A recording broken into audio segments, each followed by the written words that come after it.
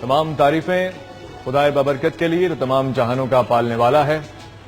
درود و سلام محمد و آل محمد پر۔ رات گھر کے اطراف میں بہت شور تھا، کہیں سلنسر کی آواز تھی اور کہیں پٹاخے پھٹ رہے تھے۔ ایسا لگ رہا تھا کہ کوئی چیخ چیخ کر سوئی ہوئی قوم کو جگانے کی کوشش کر رہا ہو۔ بہت مسکراتے چہرے تھے، کہیں گیت گائے جا رہے تھے، کہیں نغمے سنائے جا رہے تھے، کہیں خوشیوں سے ہاتھ ہلائے جا رہے تھے۔ ایسا لگ رہا تھا کہ ایک دوسرے کو مبارکباد دے رہے ہوں کہ ہم قابل تو نہ تھے مگر دیکھو ہم آج تک آزاد ہیں، ہمارے کارنامے اس قدر اچھے تو نہ تھے مگر خوشی ہے نا کہ ہم آج تک آزاد ہیں۔ میں نے بابا سے سوال کیا، بابا ہم کس کی غلامی سے آزاد ہوئے؟ کون لوگ تھے جنہوں نے ہمیں غلام بنا رکھا تھا؟ کہنے لگے کچھ انگریز تھے جو باہر سے آئے تھے، اپنا اوڑھنا بچھونا اپنی تہذیب لائے تھے، گھر اپنا تھا دکانیں ان کی تھیں، بولتے ہم تھے زبانیں ان کی تھی۔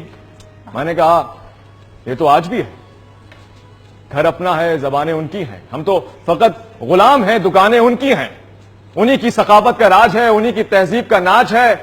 بابا کچھ بدلا تو نہیں؟ ایک مرتبہ نظر موڑی اور کہنے لگے وہ ہم پہ ظلم کرتے تھے اور کوئی روکنے والا نہ تھا، وہ ہمارا مال چراتے تھے، کوئی ٹوکنے والا نہ تھا۔ میں نے کہا بابا آج کا چور آپ کے اخبار کی سرخی میں، خبر میں، خبرنامے میں آتا ہے، اب تو آپ کا سیاستدان پانامے میں آتا ہے۔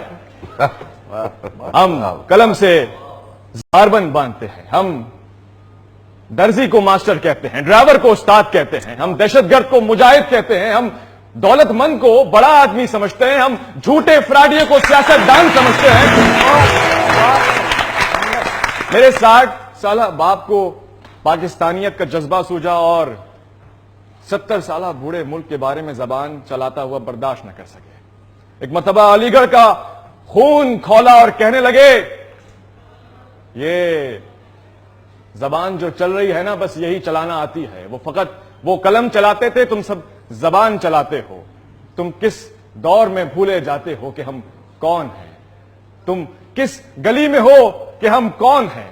ہمیں یاد کرو، ہم محمد علی فاطمہ کے سائے میں اس ملک کو سجانے والے، ہم اقبال حالی عبدالحق کے سائے میں اس ملک کو بنانے والے، ہم علی گڑھ سے تحریک کو چلانے والے۔ تم نے کھویا ہے، تم نہیں سنبھالو گے تو یہی لوگ آئیں گے، انہیں گھر سے نہیں نکالو گے تو یہی گھر کو چلائیں گے۔